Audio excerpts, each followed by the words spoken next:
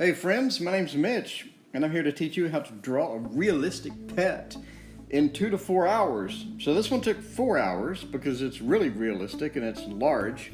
Normally I do 9 by 13, this is 11 by 14, and I added a background, which I normally don't do, but I wanted to do it for this particular pet. So it's a really fun, cute dog, and I wanted to give him a fun, cartoonish background. So we're using velour, and yesterday we did all of the base coats in Great American Pastels on the velour paper.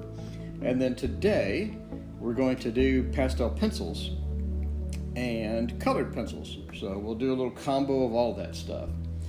So if you like the video, you like these free lessons, please like and subscribe. That really does help me. A lot of people don't even know that I'm around, so it helps in people finding the lessons.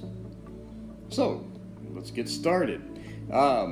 So we did the eyes already. We did the base coats. We started around the eye with some pastel pencils and with some colored pencils, mainly using Carbothello pastel pencils. And for colored pencil, predominantly using probably Prismacolor, along with a few different ones. So this is a Carbothello light brown pencil. And then we're going in with a 199 Pitt Pastel pencil. I like Pitt Pastel because it's harder than the Carbothello and it also sharpens better. So I can get my Pitt Pastel, I can get it to a razor sharp point, whereas the Carbothello here, I get it to a razor sharp point, but sometimes it doesn't. So on this side, it's light, and rather than doing on all light colors, what I'm doing is mixing in little dots, little hairs of the black, little hairs of the brown, and then little hairs with the white. So given that variety, it gives it more depth and more realism than if you just came in with one color. So this is my favorite colored pencil right here, which is a Stabilo.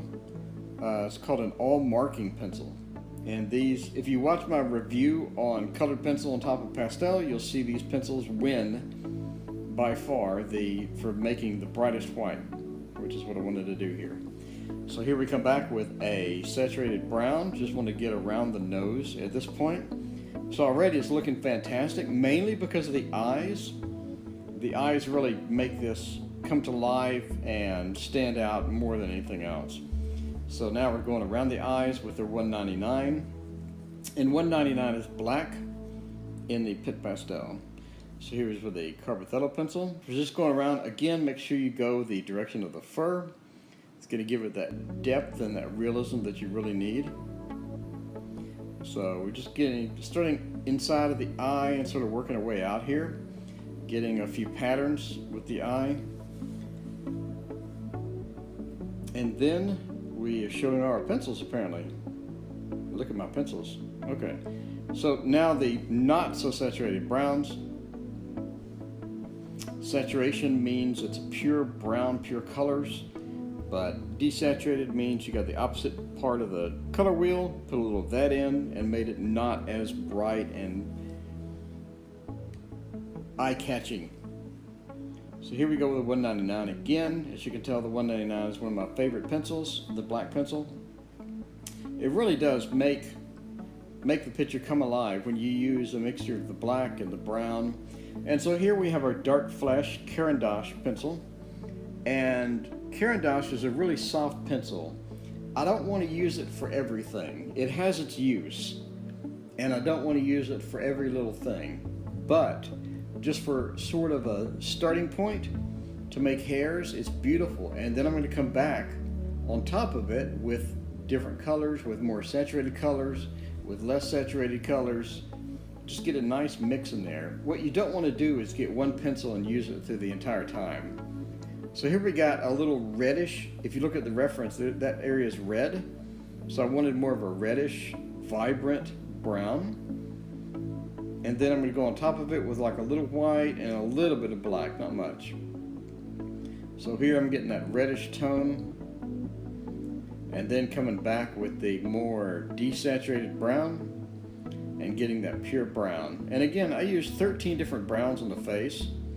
I have probably 200 browns total, So you never can have too many browns. Well, I mean, you probably could, but if you have like 20 browns or something, don't feel bad. Like, don't feel like, I have too much, because you probably don't. The problem is this: if you use one brown for a brown dog, it's going to look terrible. You need to use 3, 4, 7 different types. It's really going to bring it to life. I mean, if you're a beginner, don't buy that many. But if you're doing this, a lot, you need to enhance your collection. Just here and there, grab another color, right? Grab a brown you don't have. You see a brown, you're like, I don't have that one. Put it on your to-do list, your wish list, and start collecting. Because pastels last forever. So, like Christmas, your birthday, pretty soon you have a lot of browns. So here again, coming back with that dark flesh and getting underneath the ear. If you look at the reference photo, underneath the ear looks solid black, but you never, never, never do that. Don't make solid black. Go in with some brown, go in with some black, go in with a different type of brown, get 3, 4 different colors in there. Make it really look good under the ear. And another reference photo is just dark, but if you just make it black, it's going to lack depth, and that's what you really need at this point. So here I'm coming in with a white, and again, this is the Stabilo All Marking Pencil.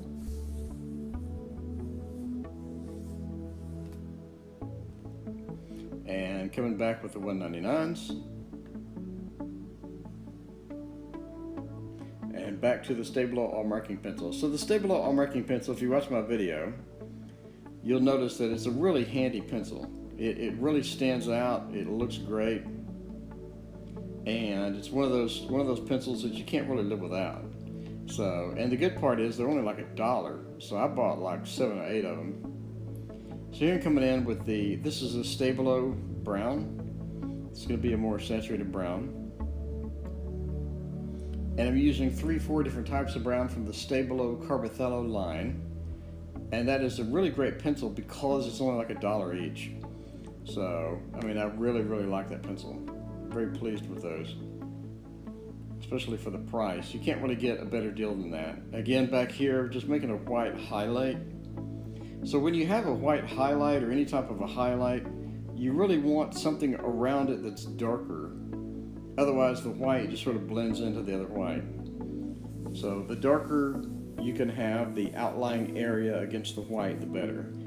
So you'll see on the flap of the ear on that left side, as it comes down, I have that white highlight. I really come in back in 2, 3 times and put more and more dark black against that white highlight. It makes it look good. So here I'm coming in with this red area and putting a few black hairs into it. And this is, again, Stabilo All Marking Pencil. And I'm using the brown and the black of the Stabilo pencils. And that variance makes it nice. And coming in with the browns, the Carbothello browns. So the Carbothello browns, I think I'm using 4 or 5 different browns from that. And then dark flesh from the Carandash line, and then some other pastels. Here we go with the 199. So I know you're asking, what's the difference between colored pencil, black, and the pastel pencil black? And the answer is, the pastel pencil black makes a thicker line. When you want a thinner line, more precise line, you're going to use that colored pencil. When you want a little thicker line, you're going to use the pastel pencil. So where you use which is sort of a learned thing. It's sort of a thing where you just kind of have to do it enough. So see here, I'm coming in with the pastel pencil because I want a thicker line up there. I want a dustier, thicker line right in that area. I don't want a super thin, really thin line, because if you look at the reference, it's not a thin line, it's a little thicker. And I know that's sort of a little sticking point there, because that's a very, very small difference between the thick line and the thin line. But once you do it enough, you kind of get a feel. And again, back with the browns. So here we go with a pastel pencil. This is a Carbothello white. And again, I just wanted a thicker line there. And it looks different. I mean, I'll make a video if you guys want, but it just looks different. The pastel pencil looks different than the colored pencil. And that's an important discrepancy to make in between there. Okay, so now I'm dealing with the camera. It took forever to get it right. Here we go. All right, so now the dog is pretty much finished on the left side of that face there, so I'm gonna take a break and go to the cartoony background. So the cartoony background I have here is just sort of just a relaxed, fun, you know, version of the dog bed that you have there. I don't want it super serious. I don't want it super precise.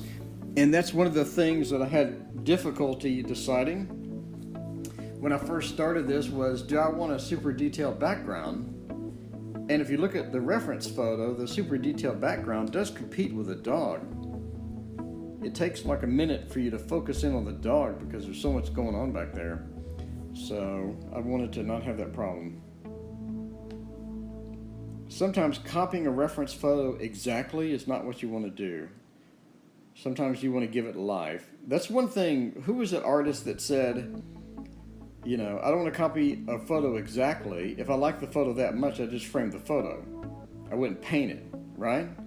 I mean, if you like the photo and it's a beautiful photo, just frame that. Why bother even painting it or doing pastels or anything like that? So that's sort of the idea here.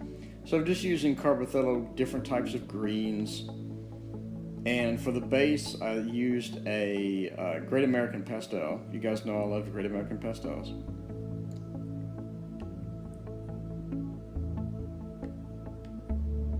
So here we're just making the doggy bed. And this was done over a period of 3 days. I think I spent about 4 hours. So, which is not bad for a super realistic pet, right? With a background. I mean, normally if I didn't do the background, it would have taken about 2.5 hours, which is amazing for an 11 by 14 photorealistic pet. So that just kind of goes to show, you know, that pastels is a really, really awesome medium, because very few mediums can you get photorealism in just a couple of hours. Normally, you're going to be there for like a week, right? And that's one of the things when I post these pictures and I post how long it took. Some people will actually argue and not believe me, and I can go and, you know, point to my videos obviously and say, hey, look, but the fact that people don't believe that you did something in a couple of hours kind of, you know, makes a good point of this is not a bad technique, right? Because normally if it takes a week to do something like this, then, and you're doing it for a living or whatever, then that, you know, it's less time that you have for other things. So here I'm making a shadow on the outside of the bed, which looks terrible. I had to go in and kind of undo that later. I was not pleased with that shadow thing. Not pleased at all. On the outside, it doesn't look good. It does have a shadow. If you look, it does have a shadow that sort of separates it from the rug. However, it's not that thick. The problem I had was it was just too thick. All right, so now I'm coming in, just sort of playing around, starting the rest of the background. So again, I want it to be a little cartoony. So I'm just starting to just draw out stuff.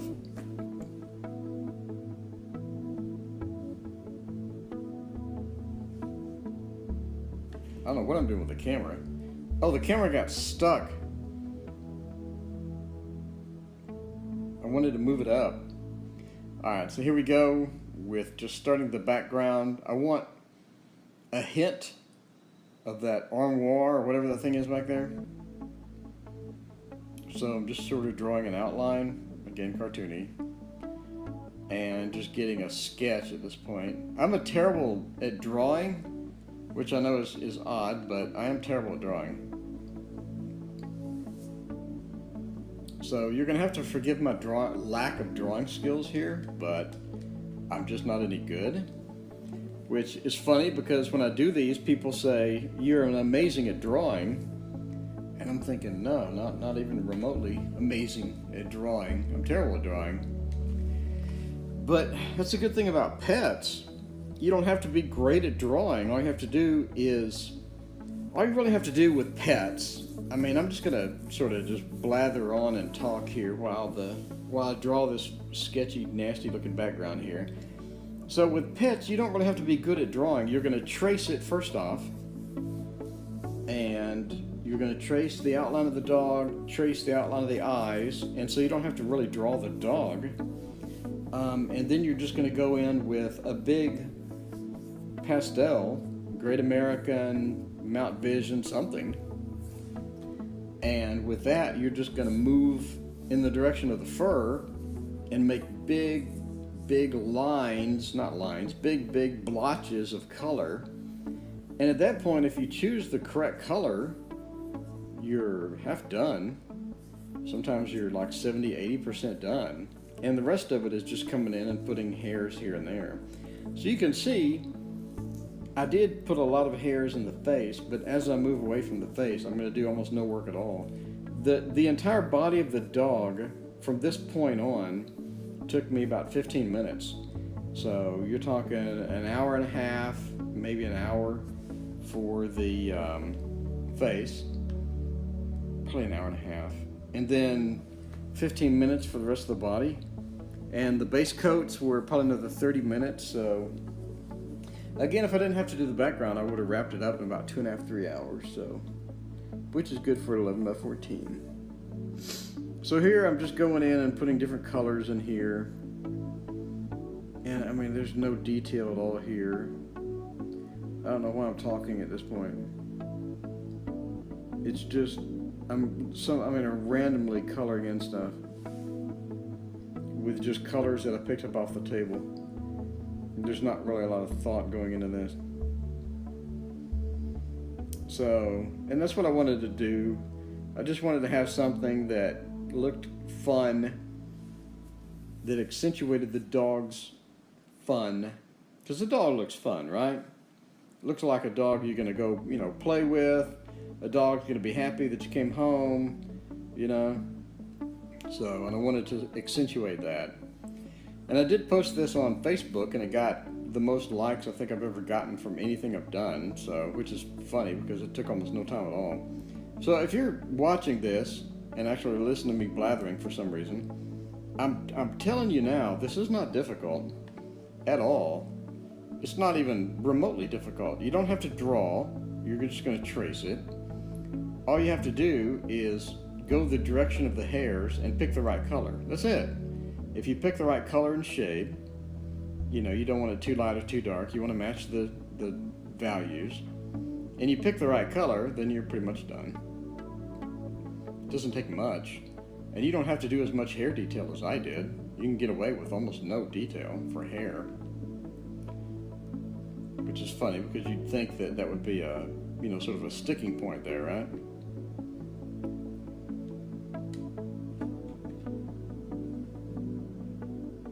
All right, so here we're coming down at the bottom of the mouth and making dots. It's important to have dots, not hairs, dots. You see those dots, and you make more dots here and there. And it's critical to do that because if you make long hairs or if you just shade in that whole area, it lacks depth. You need the dots. The dots are critical. Absolutely critical. So here we are, just making dots at this point. So I'm coming through here and I'm making the hairs and dots. And obviously short hairs like I talked about before. This is the 199 Pit Pastel. And I'm adding to that a couple of browns just to get that brownish saturation in there. So here we come in with the colored pencil. And again, this is one of those things to where you just kind of get a feel after a while where you want to do a colored pencil versus a pastel pencil. So this is, I believe, the chocolate, which has a nice brown tint to it, and it's not too black. I think that's one of the big things that I don't like is when you start to make hairs and you just start with black, and that's all you choose. You just have no depth at all. So here I'm coming in with the black and adding it to the brown, but I had the brown in there first. Here I'm coming in with the white. So you see the reference photo, it looks like the reference photo because you have a little brown, a little dark brown, a little black, and some white. mainly white. Obviously, it's a light area. So here coming in with the Stabilo all marking pencil. And I'm just making hairs. You see on the left side, I just made a couple of hairs. I didn't like slather the pencil all over there. And again, that comes with the colored pencil. You see the left side of the cheek there where I made the couple of hairs. They're thin, so I chose colored pencil. I didn't want a thick hair. They're thin little hairs if you look at the reference. That's what I wanted to keep. And again, here's the Stabilo all marking pencil. Colored pencil when you want thin little hairs, and pastel pencil when you want a thicker, more volume in your hair. So here I'm coming in with the Stabilo marking pencil, and I'm just making some bright white hairs at this point. And coming back in with the 199, which is the black. And I'm starting here. Now I'm making dots. Again, you don't want to just slather this pencil all over here and make just a bunch of solid black. You want dots. So you want dots on the outside, and the light areas you want less black dots and more white dots, right? In the darker areas you want more dark dots and less white dots. And I'm using pastel because the pastel dots are thicker. Again, colored pencil thin, pastel a little thicker, not amazingly so, but so here you see me just making just a crap load of dots. So it looks pretty good. And then I'm going to come back with some brown, because it's not black, it's brown. You can get away with making it all black if you really want to, but I'm just mixing in the blacks and the browns. So coming in with a white, again pastel pencil because I want my dots to be thicker. If you want thin dots, colored pencil, thicker dots, pastel pencil. So here I'm coming in with a colored pencil because I want that line. That's a thin line, so I wanted it thin, so I used the colored pencil. So here I'm coming in with the 513 Giro pastel. Giro has very few pastels that I want, but 513 is a dark green and it's darker than black. It's super, super, super dark, and I love it for these dark areas. That's one of the things, if you are taught pastel landscapes, you're taught don't get really, really black, dark, low value, high value, like 9s and 10s. But when you start doing pets, you want those darks. If you don't have them, it looks terrible. And that's the thing. Some people post pets and ask what's wrong with it, and they were scared of making darks. And it looks like they were scared of making darks. So here I'm going with a 513. Again, the body of the pet should only take you like 15 minutes, 20 minutes. All I'm doing is getting a thick, I'm getting a hard pastel, Giro. I'm just coming in there with these Giro pastels. I'm literally grabbing random Giro pastels and making hairs. And you can do this with Rembrandt. Giro pastels are expensive. If you're just starting out, get Rembrandts. They're hard pastel and you can do the same thing. So you see, all I'm doing is making little hairs and then I'm rubbing them in with my finger. So you can see the body already looks great. Now I'm just using dark flesh. And the dark flesh is going to mingle with the hard pastels. And I'm just lightly touching that dark flesh pastel there just to get that dark brown. So you see, I did black at first, and then I did like a light brown, and now I'm doing a darker brown. And between those three, it really looks good. You see the body is almost done. I'm not really going to do much from this point. A hair here and there, and then I'm done. And the reason is because the body of the pet is not the focus. If you make this is just my opinion, you have plenty of people that make super detailed bodies of pets, and it looks good. Just my thing is, I don't want to make it that detailed because most people aren't going to look there. So here I'm going to do colored pencil, I'm going to do a hair here and there, and that's about it. So we are done. All right, again, like and subscribe if you enjoy these free videos, and I will show you the whole pet here in just a second. Looks like I messed up the video editing. Sorry. Give me, what, 10 more seconds? So, I like this, and I posted it, and it got a lot of likes. So, people enjoyed this pet, and I hope you will too. If you want to try it, give it a try, and message me, email me, whatever, and tell me, how it worked. I want to see you guys drawings as well. So that's one of the things that's important to me, is to get you guys to try this out. Don't just watch and learn, but try it out for yourself. See if you like this stuff. If you do, send me your paintings, your pastels, and I'd love to take a look at them and share them on my page. Again, my name is Mitch, and this was a quickie lesson on a realistic dog in pastel. Hope you guys have a great day.